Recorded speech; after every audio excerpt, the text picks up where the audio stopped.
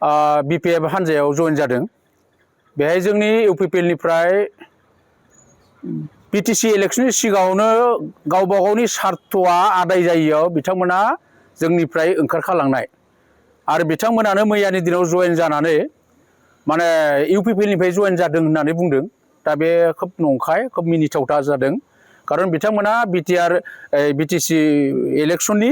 सिगाङावनो जोंनिफ्राय ओंखारखालांनानै गावबा गावनि लाइनाव खामानि मावखानाय मानसि किन्तु हाग्रामाखौ थगायनो थाखाय मैया बिथांमोना UPPL नि नाम लानानै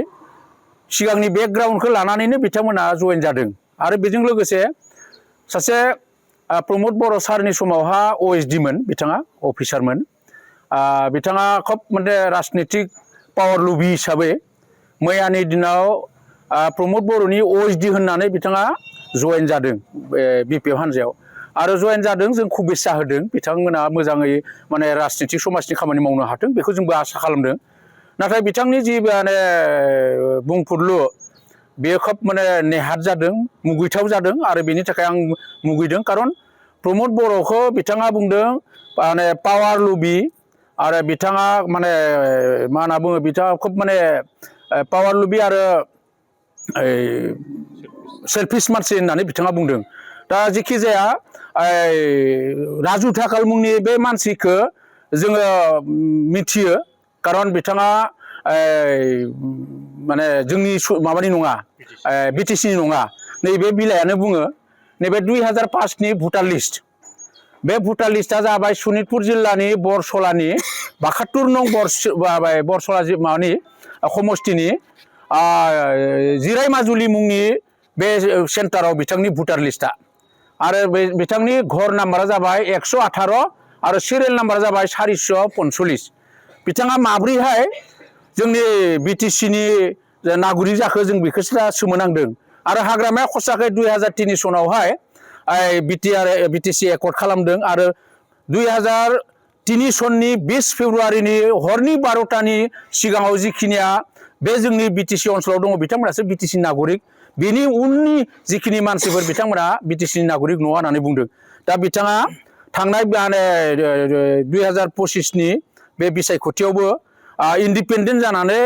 39 पासनि सेरफां समस्तियावहाय बिथाङा इलेक्सन गेलेदोंमोन जेननानै बेनि उनावहा दिनै आरो जाय मानसिया 2003 सनाव एकर्ड खालामदों 2003 सननिफ्राय जायफोरा बेनि सिगाङाव फैनाया BTC नागरिक बिनि उननिया बे माने नागरिक नङा बर'बाबो नङा होननानै बुंग्रा हाग्रामाया निजि गावनि खुगानो बुंदों बर'आबाबो बे BTC नागरिक नङा होननानै बिथाङा बहुत सिगाङाव खोथा बुंबाय थादों दिनै आरो जाय मानसिया 2003 सन नङा 2005 सनसिमहालागै माने माबा मा होनना बुङो बरसलायाव थानाय भुटार थानाय BTC नि बाहेरायाव थानाय भुटाराव थानाय सासे व्यक्तिखौ माबोरैहाय BPF नि पार्टियावहा जइन खालामखो जों बेखौ आसुसि मोनदों आरो बेखौ जोङो दिनैनि दिनाव बुंनांगोन हाग्रामाया जुदि शक्ति दङब्ला 2003 सननि फैनाय उननि मानसिया जुदि BTC नागरिक नङाब्ला बिथाङा इनकुवारि खालामनांगौ बिथांनि सायाव जास होनांगौ राजु धाकालादि BTC नि मानसि नङा बे खोथाखौ दिनै बिथाङा रायजोफोरनो थाखाय प्रमान खालामगौ आरो बेखौ आं हाग्रामा महिलारि बिथांनि खाथियाव दाबि खालामदों दा बिथांमोना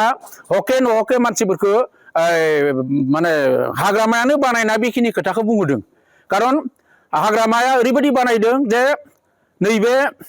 आसामनि रायजो सभानि MP मोनथाम जे खालि जादोंमोन बे खालियाव मोनसे खालियाव माने माबाया जोंनि UPPL नि आफादगिरि बारग' CM BTR नि प्रमद बर' सारा दिनै आनकन्टेस्ट भाबै आसामनि बुद्धिजीबिफोरनि आसामनि राजनितिक हान्जाफोरनि माने मोजां मोनसे बिबिसनानि गेजेरजों बिथाङा दिनै आनकन्टेस्ट देरहालांबाय आरो बेखौ बिथाङा सह्य खालामनो हायाखै बिथाङा बिराद जेननाय मोनदों दिनै खसाखै बर'नि जारिमिनाव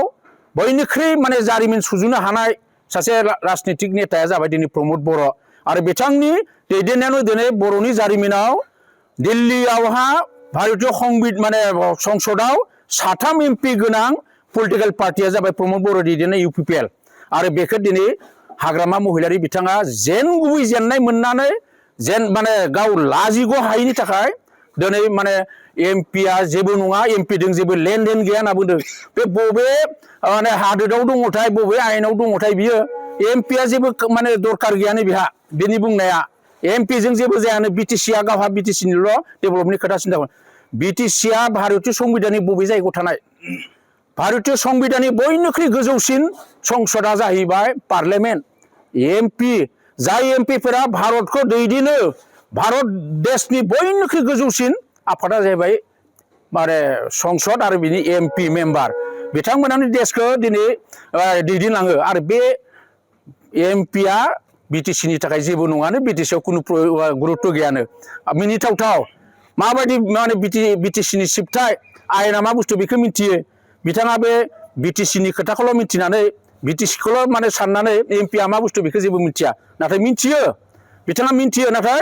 बिथाङा दिनै हाल' जादों लस जादों बेनिखायनो बिथाङा मुगैनानै नायनो बानानै नार्भासजों दिनै एमपिआ माने खुनु माबा गैया प्रयजन गैया होननानै बाथ्रा बुंदों आरो बिनिनो मोनसे थुनजुलायनायाव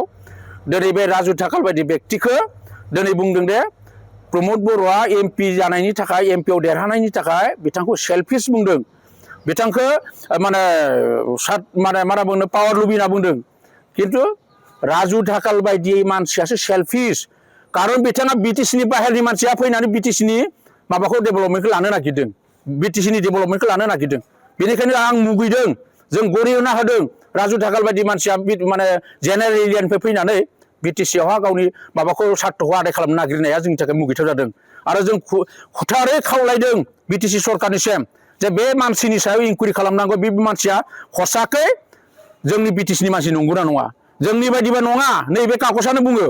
कारन बे बरसला समष्टिनि बिथाङा जिराय माजुलि बुंनि 118 घर नाम्बाराव बिथांनि भटार माबाया दङ এই गतिके बिथाङा जोंनि कुनु पद्धे जोंनि बिटिसिनि मानसि नङा आरो बिथांनि सायाव इनकुवारि खालामनांगौ कारन जुदि बेबायदि मानसिखौ लाई होबाय थायोबा बिटिसि नाम मुंनि कुनु माने मिनिं थानाय नङा बिथांमोना बेखौ नोजोर होनांगौ आं बिटिसि गभर्नमेन्टखौ खावलायदों आरो बिथांखौ जोंनि राजनीतिक भाबै गणतान्त्रिक भाबै डेमक्रेटिक अधिकारजों बिथाङा बिपिएफ खालामो मा खालामो जोंहा बुंनांगौ गैया किन्तु जोंनि बिटिसिनि बारग'